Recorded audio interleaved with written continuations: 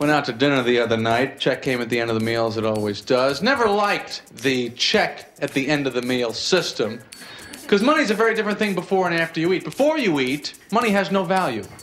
You know how you don't care about money when you're hungry? You sit down in a restaurant, you're like the ruler of an empire. More drinks! Appetizers! Quickly, quickly!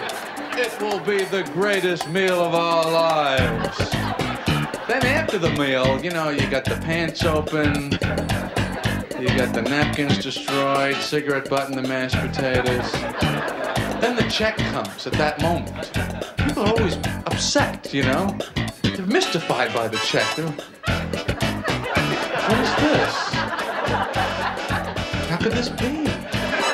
They start passing it around the table. Does this look right to you? We're not hungry now. Why are we buying all this food?